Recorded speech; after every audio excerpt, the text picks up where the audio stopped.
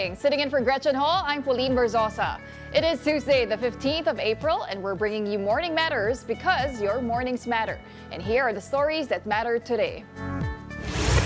Vice President Sara Duterte has officially backed the re-election bid of Senator Amy Marcos, despite her earlier statement that she would not endorse any candidate for the midterm elections. President Bongbong Marcos asserts that authorities will not condone the actions of foreigners, including Russian-American vlogger Vitaly Zodorovetsky. We'll be getting an update from the DILG on that matter later on in the program. And be sure to keep yourselves hydrated at all times, as 14 areas across the country are forecast to experience danger level heat index today, April 15.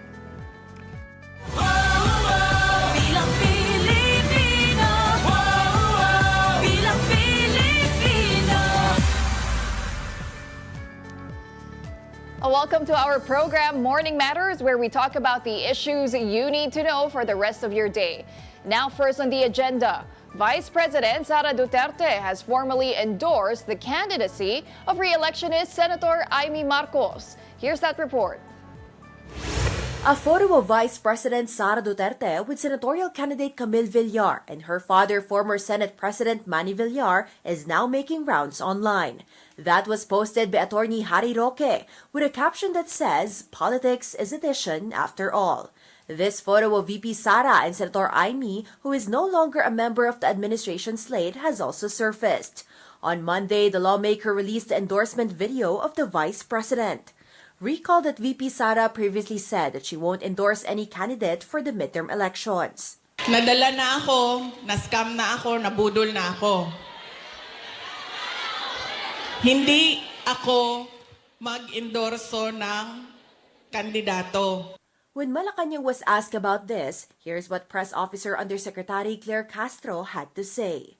Sa kanya mga kandidato, definitely yes. Pero muli, kung ano man po yung iba pang mga detalye patungkol po dito sa recent incidents, ay si Congressman Toby Chanco po ang may authority to talk about. The administration's Alyansa para sa Bagong Pilipinas campaign manager Toby Tiangco said this is a welcome development. He added that politics is about addition, not division. Well, Senator Bato de la Rosa said Vice President Sara Duterte's endorsement of Senator Amy Marcos and Representative Camille Villar is a personal decision. He emphasized that Senator Amy has long been friends with both. As for De La Rosa, he said he will be deferring to PDP Laban's decision on endorsing Senator Amy. He also noted he has no issue with her, even calling her his best friend in the Senate. Hindi naman actually ako na surprise na dyan. Matagal naman na silang magkaibigan. No? Pag-usapan na PDP Laban kung ano maging decision ng partido, then I will abide by the decision of the party. Basta ako, wala akong problema kasi Senator Amy, close kami, magkaibigan kami.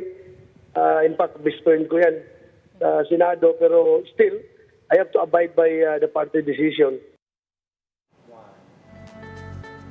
And for the weather, 14 areas across the country are forecast to experience danger level heat index today, April 15. That includes Cavite City, Duangas in Iloilo, La Carlota City, Puerto Princesa, and Virac in Catanduanes, which are all expected to record a heat index of 43 degrees Celsius.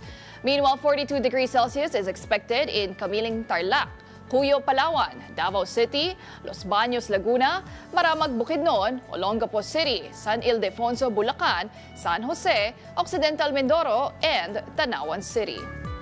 A danger level heat index ranging from 42 to 51 degrees Celsius poses risks of heat-related issues such as cramps, exhaustion, and heat stroke. And now let's get more details on this from Pag-asa. We are joined by Ana Cloren Horda. Good morning, Ana. Pwede nga pa-explain ano ba yung mga factors na nagko-contribute dito sa inaasahan nating danger level heat index ngayong araw?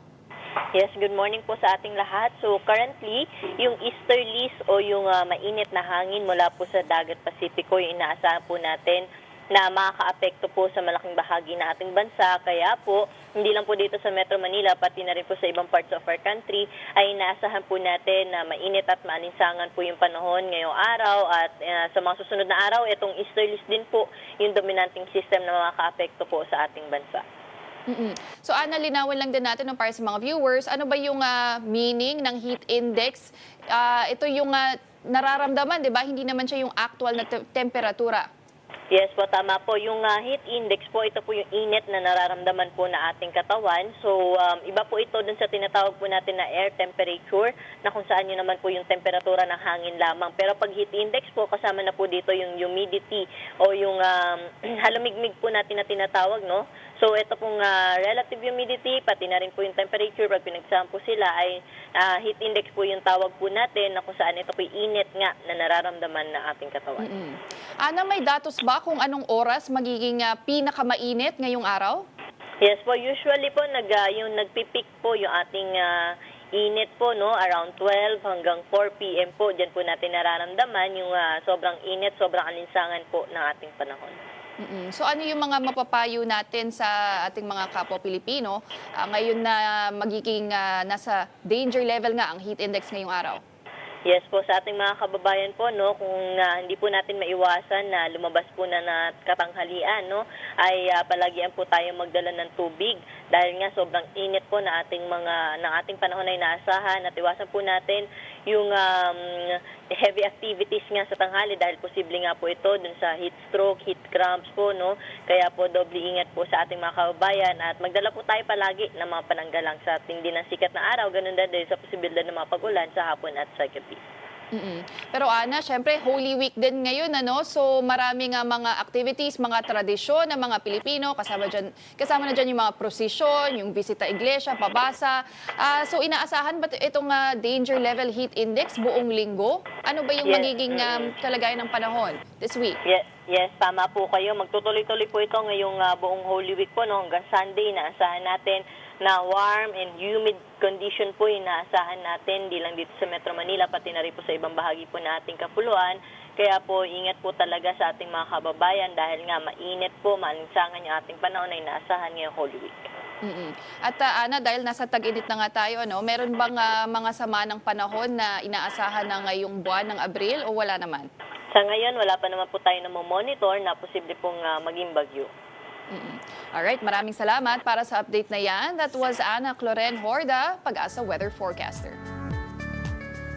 Now, in other news, the CBCP has issued a statement on the viral video of a heated argument between a priest and a vendor. CBCP Commission on Public Affairs Executive Secretary Father Jerome Ceciliano said that he would give the, quote, benefit of the doubt to the priest.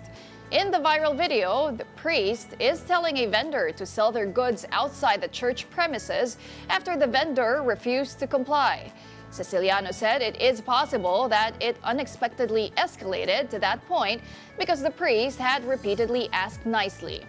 He also added that there might be no investigation needed since it's only a minor incident that was only made worse because it went viral.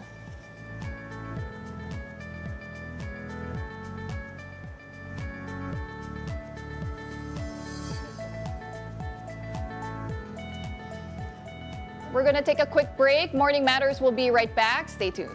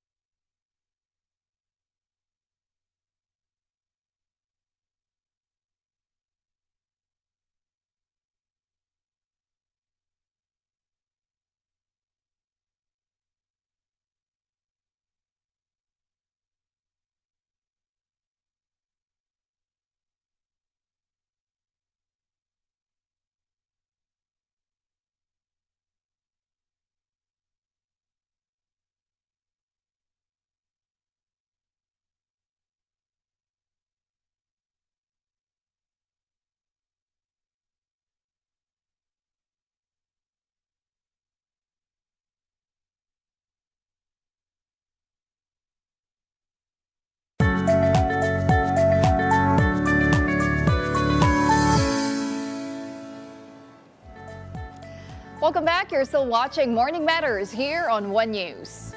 More devotees are expected to visit the Santo Domingo Church in Quezon City as the Catholic faithful celebrates Holy Week. And now let's get updates on the ground from our mobile journalist Amy Atienza, who joins us live this morning. Hi Amy, marami na bang tao dyan sa Santo Domingo Church ngayong Tuesday?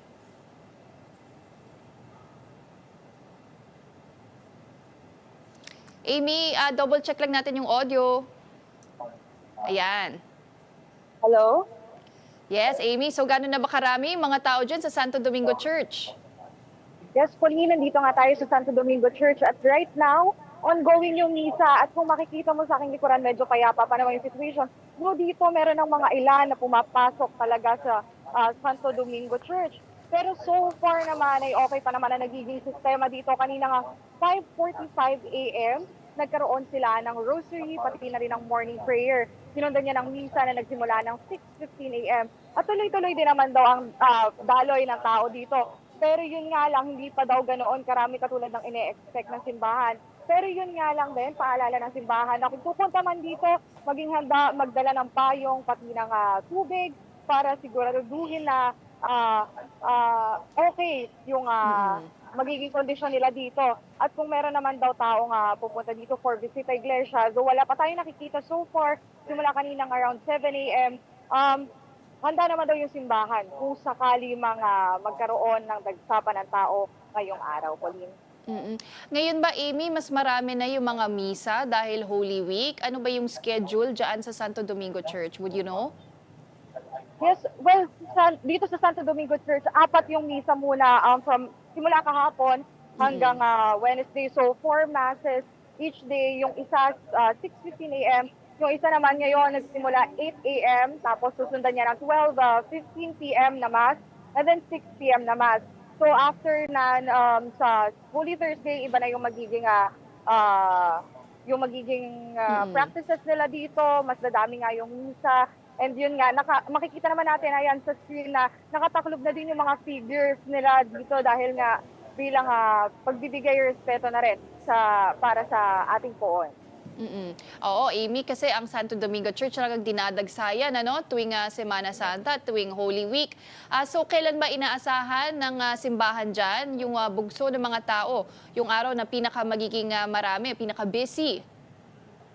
Pinataya nila na mas marami ang taong pupunta dito by Holy Thursday dahil yun daw talaga nagiging schedule ng mga deboto o kaya naman ng mga mananampalataya para nga daw mag-visit sa iglesia. So, yung peak hours daw niya na hapon talaga dahil nga rin sa tinding init na nararanasan ngayon. So, yun yung pinaka-inaabangan nila.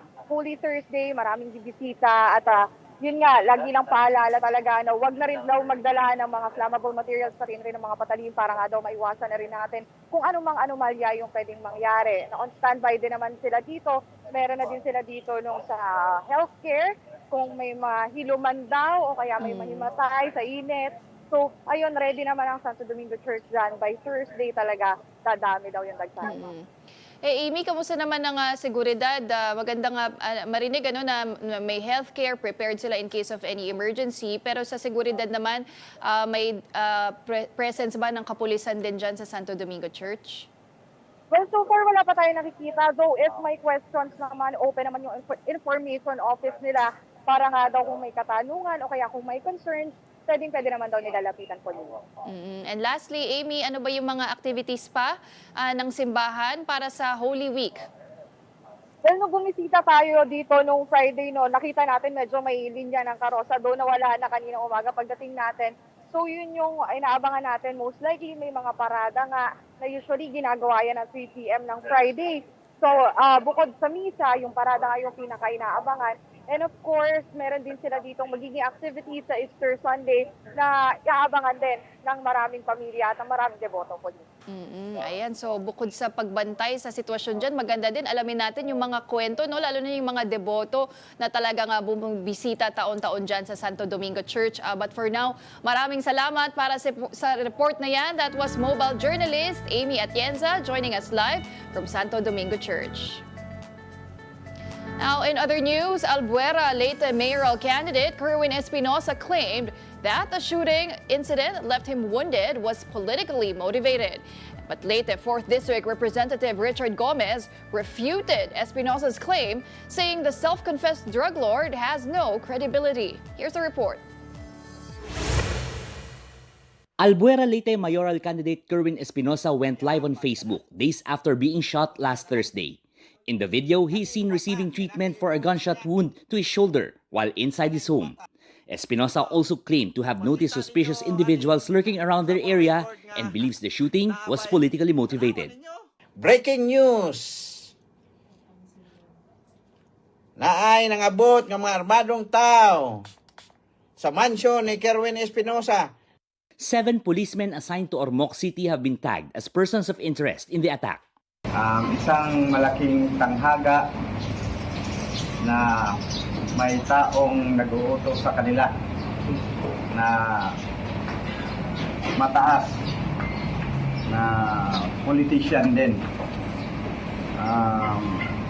Ang ano ko ay sana mabigyan to ng pansin ni Mayor Lucy kasi siya ngayon ang alkalde ng Ormoc City. Kung bakit napunta yung mga pulis mo sa aming lugar, sa Albuera. Lalong-lalo ka na, Congressman Richard Gomez. Sana mabigyan mo to ng pansin. Meanwhile, Leyte 4th District Representative Richard Gomez said Espinosa should not be trusted and has nothing good to offer. He added that he is still investigating the attack and will give an interview once the details are clearer. For now, Gomez argued that Espinosa's story has too many flaws. Espinosa fired back, telling Gomez to look at himself in the mirror. He claimed that people in their district know who has a record of abuse and who genuinely cares about others. The 7 persons of interest are now in the custody of the Leyte Police Office. However, inquest proceedings have yet to take place. Ormoc City Police Director, Police Colonel Redante Ariza, reportedly one of those being linked to the case, has been relieved from his post. For News 5, Gerard de la Peña, We Are One News. Meanwhile, the Quezon City government is urging parents to have their children vaccinated against measles following a sharp rise in cases during the first quarter of the year. As of April 7, the city recorded 135 measles cases, which is over a 300% jump from the 30 cases reported during the same period last year. Most of the infections, or 118 cases exactly, were among children aged 10 and below. City health officials said around 60% of the reported cases involved children who were either unvaccinated or had not completed the required doses of the measles vaccine. The city government reminded the public that free measles, mumps, and rubella or MMR vaccines are available in local health centers. And in sports, Alex Ayala has jumped 3 places overall, now finding herself at world number 72 in the WTA rankings.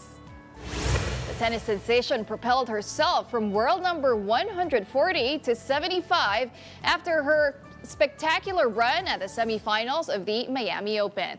Now, since then, the 19-year-old Filipina tennis star was able to take advantage of movements above her.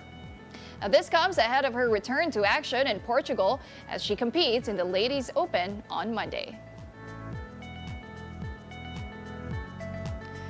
We're going to be taking another pause, but stay tuned. Morning Matters will be right back after this short break.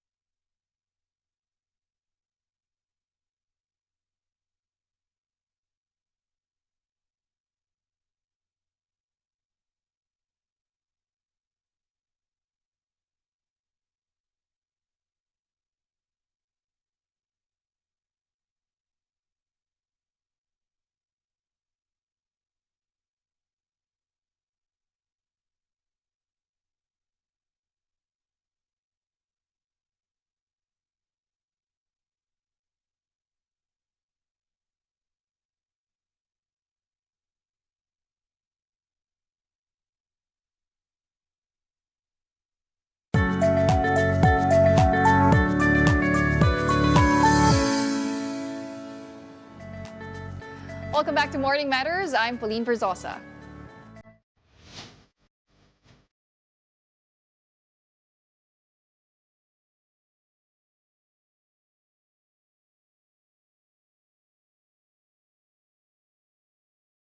President Bongbong Marcos stands firm that authorities will not tolerate foreigners such as Russian vlogger Vitaly Zodorovetsky. In a vlog, Marcos reacted to Vitaly's video seemingly harassing and insulting Filipinos for content. The president expressed dismay that this kind of content has become a part of social media. Vitaly was arrested earlier this month after the Immigration Bureau issued a mission order for undesirability against Vitaly. Dapat tayo pumalag sa mga bully. Kasama niyo ang pamahalaan para ilugar ang mga ganitong tao. And now let's discuss that and more with Interior Undersecretary Donnie Puno, who joins us now live here in the studio this Tuesday morning. Good morning to you, Yusek, and thank you for joining us here on Morning Matters. Good morning, Pauline. Thank you for having me. It's a Holy Week, but here you are, still working. Yes. No rest for... Government employees don't get breaks. And this is your first live interview, yes, I heard. Yes, it is. And we have so many topics to discuss today, Yusek. Let's start off with that Russian vlogger who made quite the headlines for his content. Yeah. I mean, you even have the president commenting, expressing his dismay that should not be tolerated. Give us an update, Yusek. What's the latest on the investigation, the charges on this Russian vlogger? So briefly, what happened last week, DILG Secretary John Vic Remulla called for a press conference to present the Russian vlogger Vitaly Zodorovetsky to the media. And this was based on a blotter that was filed in Taguig, where Vitaly, based on the report, committed disruptive and inappropriate acts, to quote the report. Who filed the blotter? Some victims in Taguig. So I'm sure you've seen themselves. Yes, I'm sure you've seen the videos. He was caught harassing a Filipina. He tried grabbing the cap of a security guard, as you can see there. And then there were other acts that he committed in Boracay. You know, this guy has been around. He's been doing this since 2012 all over the world. He's been in the States, he's been to Brazil, Egypt, the UK, doing this sort of thing. Now, Secretary John Vic has said he violated our laws and he disrespected Filipinos. You know, Filipinos we are friendly people, we are hospitable people. But this guy took advantage of us. And ang malas niya, you know, if other countries merely deported him, ang malas niya ngayon, you know, his tough luck is that we have Secretary Remulla saying now that we're not going to let him off easy. So he will not be deported. He will stand trial here. He will face the charges here. And hopefully he will be jailed here. So where is Vitaly right now? Vitaly is currently detained at the Bureau of Immigration's detention center in Camp Bagong Diwa. Okay. And he will await trial there. And what charges specifically will be filed against? There are several charges that he's already facing. There are several counts of unjust vexation. There's theft, attempted robbery, even I think is one of the cases that he's facing. You know, in the inquest that was conducted, he admitted to it. In the presence of his counsel, he admitted to doing those acts. So, like I said, Secretary John Vic wants him to stand trial here, and he'll face the consequences here. But can he argue that it was all for content? I mean, for social media, yeah. He can argue it all he wants, right? But the bottom line is he violated laws. He committed acts against Filipino citizens, which is against our laws. So he can argue it all he wants. He can take it to court. So, Yusek, I mean, what message is the DILG trying to send here to foreigners who come to the Philippines to make content and, I guess, also disrupt the lives of Filipinos while they're here? You know, creating content such as Vitaly's, you know, he can go about doing that all he wants. But, you know, it was in an editorial in Manila Times the other day, and they were saying, while arguments rage about regulating content and such, let's not forget that there are already existing laws that people need to follow. And he tried creating his content at the expense of the Filipinos, making them look like fools. That's what Secretary John Vic didn't like. So So we'll await the trial and we'll see what happens. You know what I found quite interesting also, Yusek, during this particular press conference that we were showing earlier, the demeanor also of Vitaly, right? Yeah, he was rude. The whole time the secretary was talking to the media, he was in the back, he was saying things, he was mumbling aloud. Yeah. He was disruptive. His behavior was totally disruptive. So he wasn't apologetic? He was not apologetic at all. Okay. You know, good thing for him that the secretary was able to control his temper. Hindi siya pinatulan ni secretary. But really, he was even at the press conference, he was very in the presence of PNP personnel, in the presence of our secretary. He acted that way. So I guess the question right now, Yusek, is the DILG doing anything, or does the DILG plan to do anything to curb the misuse of these kinds of behavior on social media and potentially harm Filipinos? You know, we've had several discussions over the past couple of weeks with PCO Secretary J. Ruiz and the DICT Secretary Henry Aguda. And this has to be an effort between the three departments. And I think we're headed in that direction. This is all in line with the President's order to go after fake news. You know, fake news, disinformation, misinformation, all of this content on social media that's wreaking havoc already online. There has to be a way to regulate this. PCO Secretary J. Ruiz said that he has met with representatives of the content of the platforms, of the various platforms, to get them to cooperate in terms of just monitoring what kind of content is out there. But just to follow up also, Yusek, just to make sure that this is being done lawfully and with due process, he's Russian. What if the Russian government asks to, let Vitaly face the charges instead in their jurisdiction? He broke our laws. Okay. He broke our laws. He broke Philippine laws here in our country. So he has to stand trial here. All right. Well, I did say we will be discussing a lot of topics today, Yes. so let's shelf that already. Sure. One of the exciting projects that the DILG has is this harmonized infrastructure audit tool. So this will assess the integrity of buildings, and we're talking about this because ever since that deadly earthquake that hit Myanmar and Thailand recently, killed thousands of people, unfortunately, talks about the potential big one resurfaced here in the Philippines. I mean, we've been talking about it for years, Yusek, right? Yeah. But give us the situation. There was a study back in 2004 that said millions of Filipinos could die if a 7-magnitude earthquake hits. Right. Is there an updated study about for that? I'm not aware of any updated study further than the 2004 study. But here's the point. The harmonized infrastructure audit tool will assess structural integrity of buildings and structures in preparation for the possibility of a large magnitude earthquake here in Metro Manila and the neighboring cities. As you mentioned, recent history has shown, right?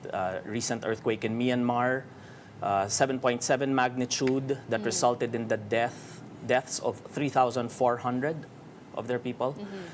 2 years ago, Turkey, 7.8 magnitude, resulted in over 55,000 deaths. That's the kind of thing we want to prepare for. We want to make sure that if ever it happens and when it happens, we try to minimize the damage to our people. So hence this tool, which is essentially a computer program. No, and this tool will go through an assessment. Initially, what they're going to do is they're going to take a look at 5 things. Proximity of the buildings. They'll take a look at the proximity of the buildings to the fault lines, particularly the West Valley Fault. Second, they will take a look at what type of building. Is it a government facility? Is it a hospital? Are they schools? Because we need to prioritize this, because in case we need to provide disaster relief, we need to make sure that these structures are available for use. And then we're going to take a look at the age of the building, of course, the history. In past earthquakes, have there been cracks? And then, of course, buildings and structures that are densely populated, transportation hubs, residential buildings, commercial complexes. Those will be the priority. Who's behind this technology, Yusek? This was the reason why they call it harmonized is because it's a joint effort between the DILG, DOST, FIVOLCS, Bureau of Fire, a lot of agencies were involved here. So you mentioned three things that will be checked: proximity to the West Valley Fault, Right. am I right? The type of the building, the age, and the history. Yes. I myself am very interested here because I live in a building that's quite close Same here, to the yeah. West Valley Fault. Okay. So, Yusek, what criteria will be used when, in terms of prioritizing which buildings will be audited first, and how will the local government units be involved in that process? So what's going to happen is that will be the first assessment. You know, so those top five, they will prioritize the building based on the top five. After that, the LGUs will come into a 4-phase assessment. And they will collate the data, input it into the system. They will do ocular inspections. They will do building inspections, a thorough building inspection. And then they will get engineers involved for an actual structural evaluation and investigation to see what buildings can withstand large magnitude earthquakes and what buildings will probably have to go through other processes. And I heard there are plans to also tap engineering students. Yes, the DILG is already collaborating with academic institutions. We will make use of the talents of fourth year and fifth year engineering college students to help us out in this process. And when do you plan to roll out this? Rollout is scheduled for June. The pilot areas will be NCR, Region 3, which means Bulacan all the way up to Bataan, and then Calabarzon area.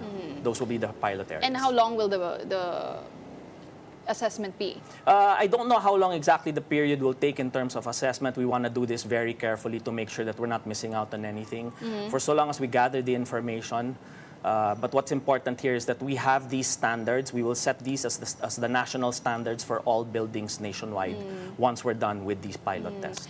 I mean, this is very important, Yusek, right? Because when we talk about earthquakes, it's always a reactive response. Yes. We only act pag nandun na yung disaster, di ba? Pag may namatay na, may nasalanta na. Yes. So could this be considered as one of the more proactive measures that our government has in mitigating disasters? The DILG has always been very active in disaster preparedness. We have a lot of programs out there. As a matter of fact, there's a program under the DILG called Operation Listo.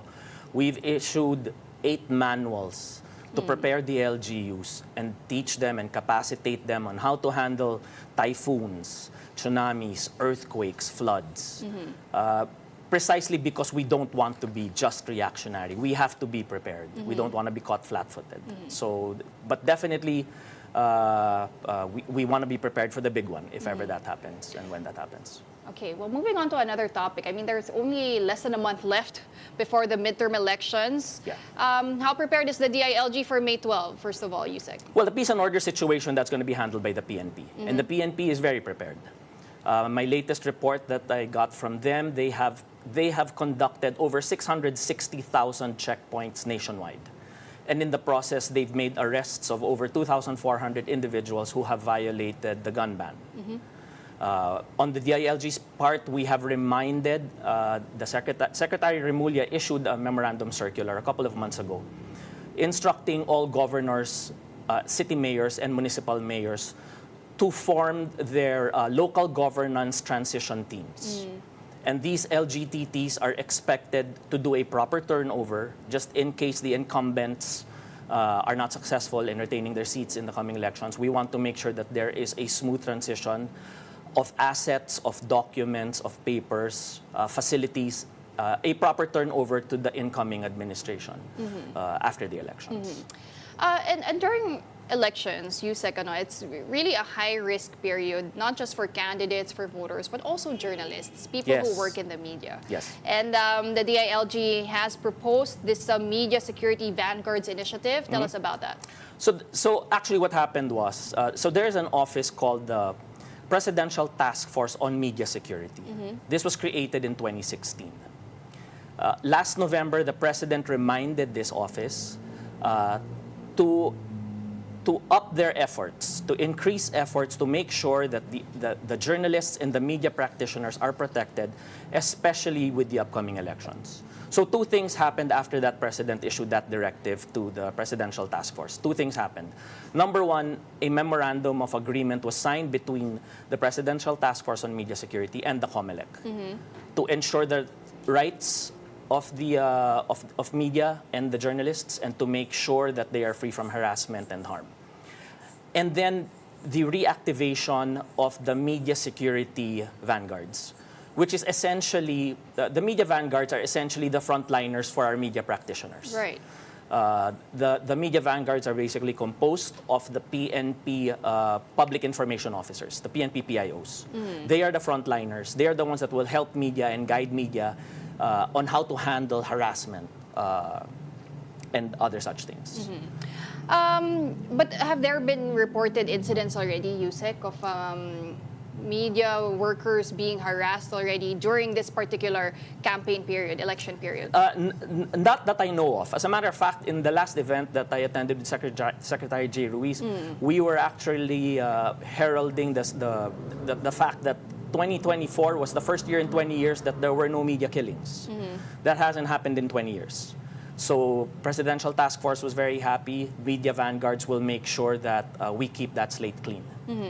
And has there been any collaborations as well with media organizations? I mean, they play an important part as well here. Yes, we're asking the media organizations.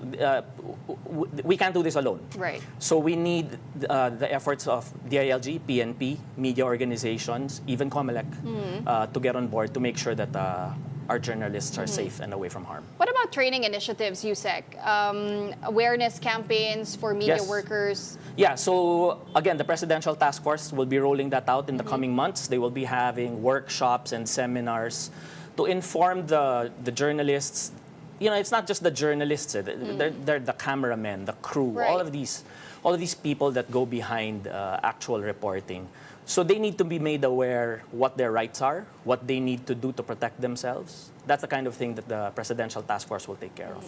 Yeah. All right. Well, it's very good to hear that. I mean, as a member also of the Sure. media, to know that we're protected, right? Especially during this high-risk period Yeah. of the elections. Sure. But under USEC, we still have more topics to discuss. We're just going to take a quick break. Morning Sure. Matters. We'll be right back. Keep it here on One News.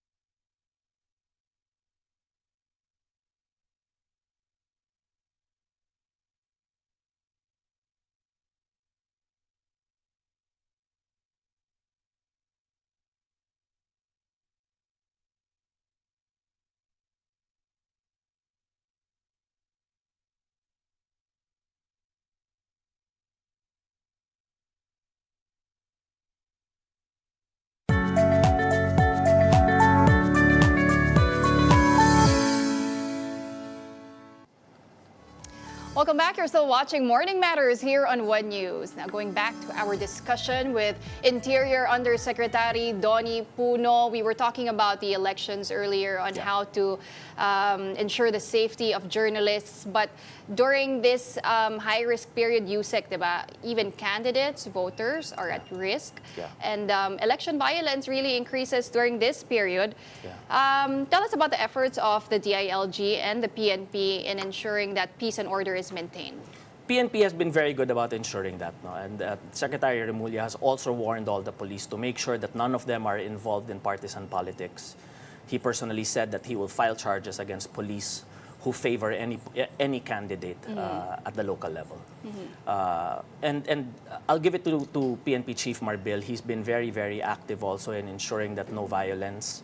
And I think that the numbers have been under control. I don't have the exact figures with me now, but things have been under control. There are several hot spots, mostly in the Barm area, as expected. But again, PNP is making sure that things are under control. So I don't think we have anything to worry about regarding that. Okay, so another topic I wanted to ask you, Yusek, also was the recent death and the unfortunate death of Filipino-Chinese businessman Anson Ke, as well as his driver. Right. This is the second kidnapping incident of a Chinese individual. Right. What's the latest on the investigation there, Yusek? So, Pauline, I can't really go into the details of the investigation. It is ongoing. There is a special investigation task group that is handling it for the PNP. Part of that task group is General Okubo and General Torre of CIDG. So we'll let them proceed with that investigation. I know there's a lot of speculation out there, different angles, but we won't delve into that. We won't talk about speculations. But let me say that DOJ Secretary Boying Remulla has formed the interagency task force to handle these types of kidnappings. This will be composed of DOJ, NBI, and the Bureau of Immigration. The DILG is part of that together with the PNP. And Chief Marbil himself has met with the Filipino-Chinese community, assuring them of the assistance that PNP can give regarding this. He has, and I'll quote him, he said he is leveraging he is mobilizing all capabilities of the PNP and leveraging every possible asset to make sure that similar kidnappings don't happen again. One of the first things that they've already done, they've already created, one of the things the PNP has done, they've created a help desk specifically and exclusively for the Filipino-Chinese community. Help desk. A help desk where they can report threats, possible kidnapping reports, other information that they can share with the PNP. So they've been proactive in making sure that that this doesn't happen again. It's good that there's a help desk, Yusek, right? But you also have people criticizing, I guess, how this was handled, how officials responded, law enforcement responded, because it took 2 weeks when Mr. Anson Ke was kidnapped and then when his body was found. What efforts are being done to make sure that we can respond better, we can catch these masterminds, these perpetrators? Again, Pauline, I won't go into the details, but I will say this, no? And this has happened in the past. One of the reasons why there's such a delay in reaction from the law enforcement is because the victims or their families refuse to report it. They do not immediately coordinate with the police regarding these matters. A lot of times they coordinate when maybe it might be a little too late. No? So I think that's one of the first things that they need to do. They need to get the police involved right away, and maybe things will be able to react a little faster.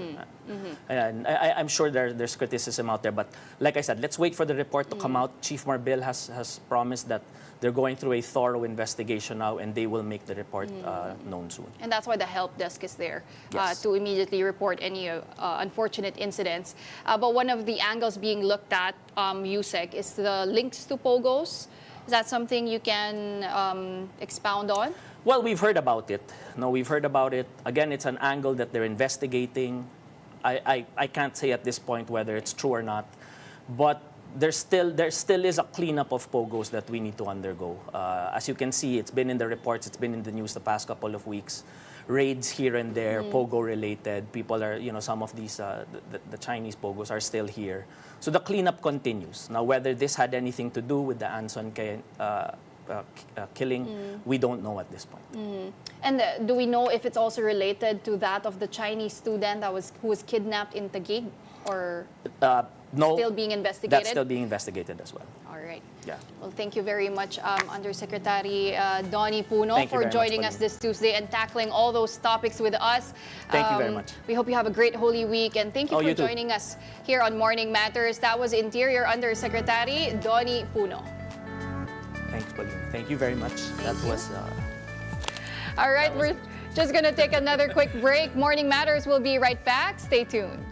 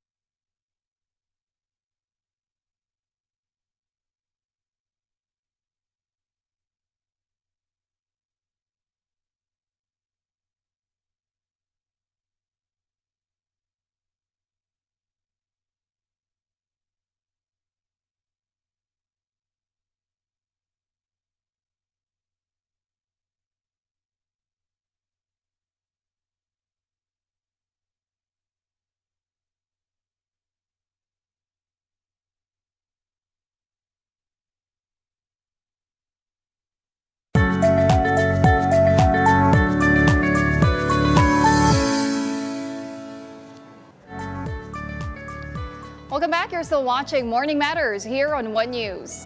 And now we take you live to the Parañaque Integrated Terminal Exchange, or PITX, where an influx of passengers is expected. And mobile journalist Evan Terinque is on the ground to give us the latest.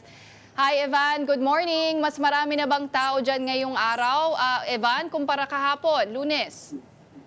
Pauline, good morning. No? Sa ngayong mga oras na ito, kung makikita nyo sa aking likuran, maluwag na maluwag pa rin yung loob ng PITX. No? Kung tutuusin, mas maluwag ngayong araw kumpara kahapon ng ganitong oras. No? Pero inaasahan kasi na simula bukas talaga, no, Huwebes ng hapon, dun talaga magsisimula yung pagdagsa ng tao dahil yun nga yung huling araw ng trabaho at yung ilang mga government office nga half day na para mga mapagbigyan itong ating mga empleyado na makapagbiyahe pauwi sa kanilang mga probinsya sa darating na Semana Santa. Kung tutusin niya, no, Pauline, umabot na sa 900, more than 980 na katao yung mga naging pasahero dito sa PITX simula April 9. At inaasahan pa na dadagdagan pa yung bilang na iyan sa mga susunod na araw. Pauline. Evan, ano naman yung mga ilang problema na na-encounter na ng mga pasahero dyan sa PITX? Nakakabili pa ba sila ng ticket o fully booked na yung mga biyahe dyan? Pauline, sa mga oras na ito, no, sinilip natin kanina yung ilang mga ticket booths dito sa loob ng terminal. Yung ilan sa kanila hindi pa naman ganoon kahaba yung pila. Pero base dun sa ating nakuhang report, nasa 60 to 70% na fully booked yung mga biyaheng pa Bicol. No? Yan yung nakuha nating datos.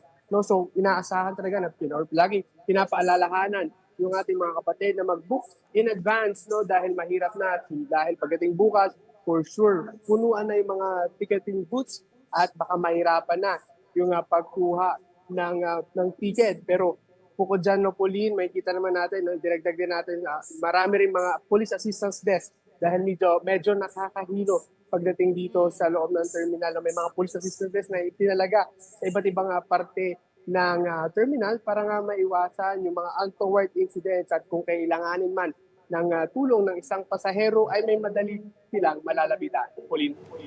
Evan, so nagdagdag na ba ng biyahe yung mga operator dyan in anticipation of the influx of passengers ngayong Holy Week, lalo na bukas, Wednesday, pati sa Thursday na rin?